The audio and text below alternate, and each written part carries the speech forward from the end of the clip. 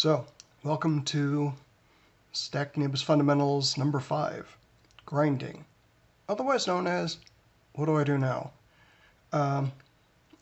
So, I made some nibs while you guys weren't looking, and you might remember this one from earlier.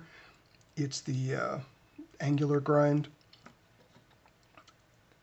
and a couple that I actually haven't done anything with in terms of how the nib tip works. That's these two guys right here.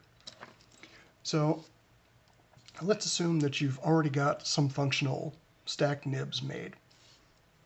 What now? Well, you have to make a decision.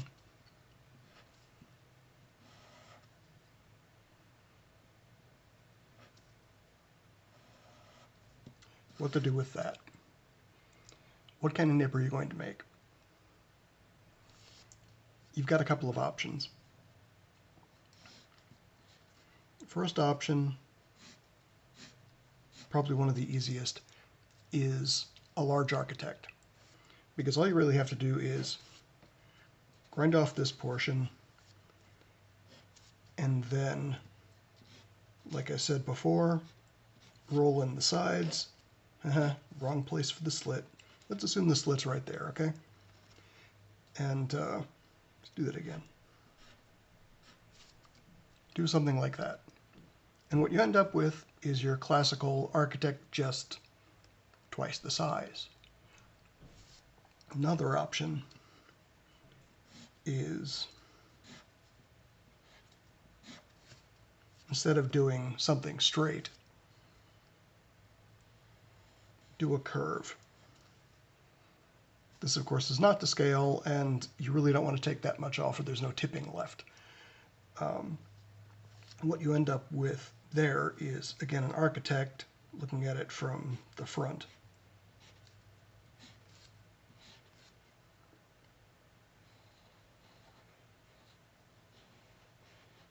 It's doing something like that. All right. That's basically a rounded italic, which can be fun all by itself, don't get me wrong. In fact, if you're going really crazy, I haven't done this yet, but if somebody wants to do it, that's fine. Let me know. Is do a faceted instead of a nice, curve like this. Step it instead. There's a reason for that. I'll get to it. In one of the other videos, I suggested that you try an exercise. And that one was bottom nib, top nib, slit. Just shave off the sides of the top nib.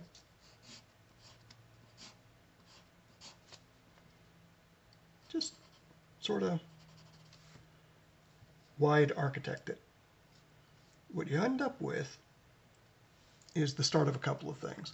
It's the start of a naginata togi. It's in the same general family as a zoom nib. And what you end up wanting to do after you've shaved off this area and you've got your triangle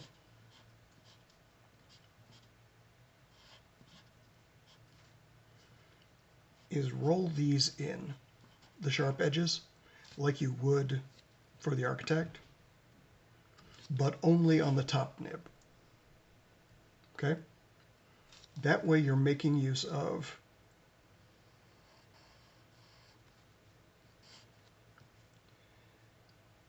this curve to give you line variation. Make sense? Super. Now, there is one part about this. It's not just as simple as shaving off the top of that top nib. You have to do the rounded bit like this. That's the fun part. Then you're getting right in the area of naginata togi. But I'm going to do that in a different video.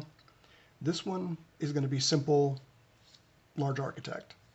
Show you how to do it, make it easy for you, and it'll give you something to play with. Because I don't want to spend all day sitting here with diamond plates, but I'll use them anyway,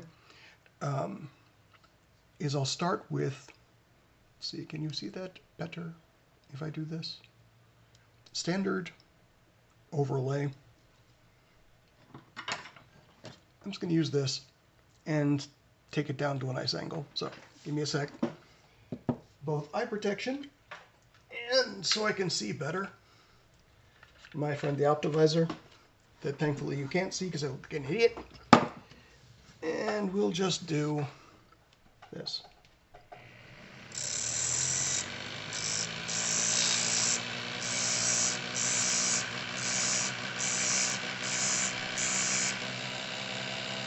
I'm going to mention something else while I'm at it.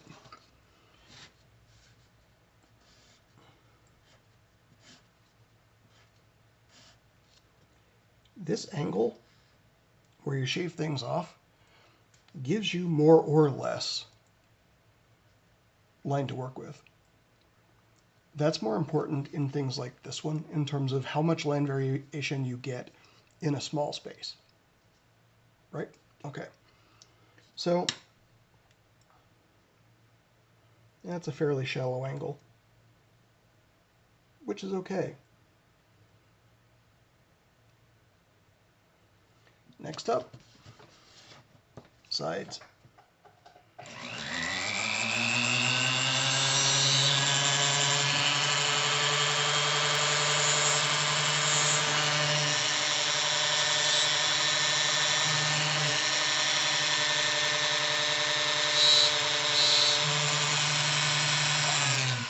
Okay, since we've got these here, clean it up a little bit.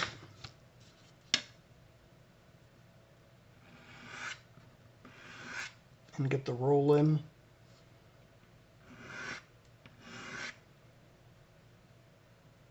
Where you can decide just how wide that downward stroke is going to be.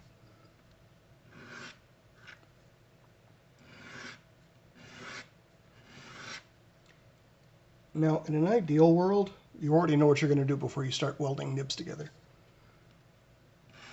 But when you're just experimenting, you can do whatever the hell you want to do.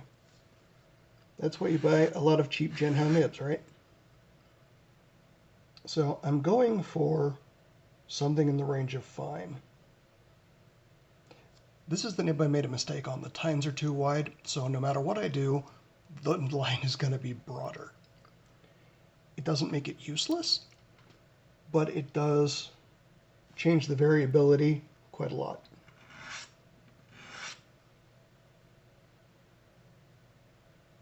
You end up spending a lot of time checking what you're doing. That's normal. And really you should. Okay, that's about where I want it. I was talking about earlier the Italian one-step wheels that I love so damn much. Well, let's break one out, shall we? I'm using my trusty Fordham because it's my trusty Fordham. And like I said, I kind of want to keep this shorter.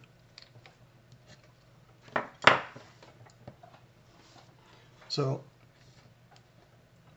what you want to do is go down this way to smooth in that curve.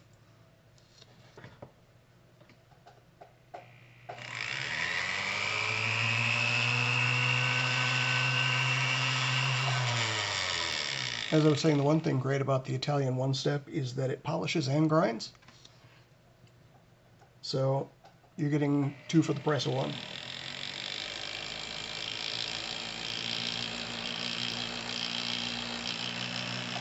Which, when you're doing nib making on a budget, is really nice. Now, since you've got this fine line here, you can do two things. You can bust out your sandpaper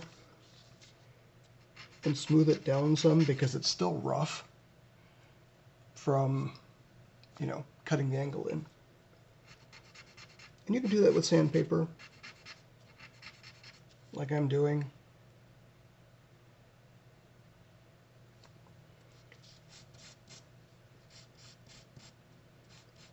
The nibs are also slightly misaligned on this one.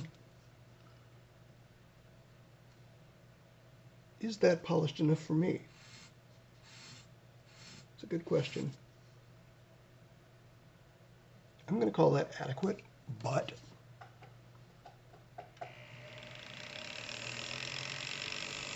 if you roll across the slit,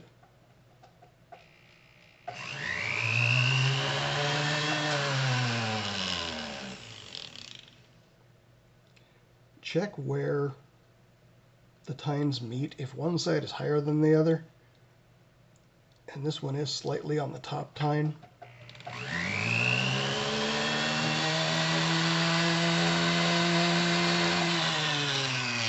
you definitely need to go back and fix it. Otherwise, it's not going to do very much for you. So let's put this aside, pull this guy out because it's currently in a Jinhao, a Yowo, and because it's a Jinhao nib, always have a couple of cheap Jinhao pens laying around because you're going to want them to check things like this. Until you get into Yowos, then you're going to buy a lot of Yowo pens.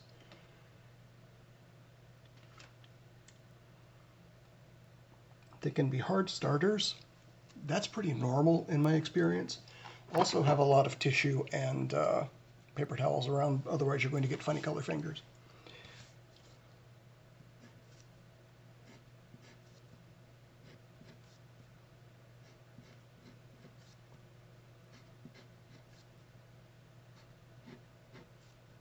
Somewhere there's a problem, because one side you're getting that partial line, and you don't want that.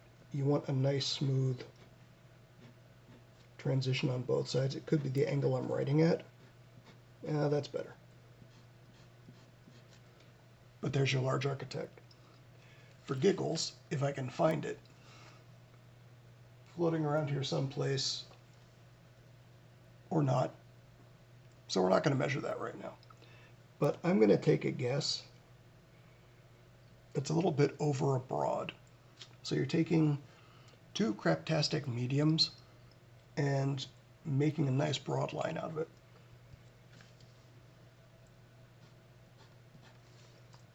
In a perfect world, this would be tighter, a much thinner line. But again, let me see if I can show you. Or autofocus is not going to autofocus.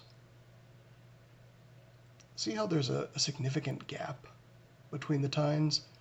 Remember I said with the welding video that the welder both pushes, pulls, and squishes down if you don't have things in the right place. That's what happened with this one.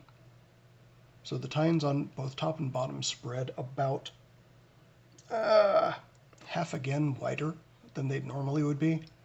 So again, if this were perfect, you'd probably have a very, very fine, if not ultra extra fine here. So this is your large architect for stacked nibs. Thanks a lot for watching. If you've got any questions, drop me a line, comment, like, share, be friends with, all that stuff. Happy grinding.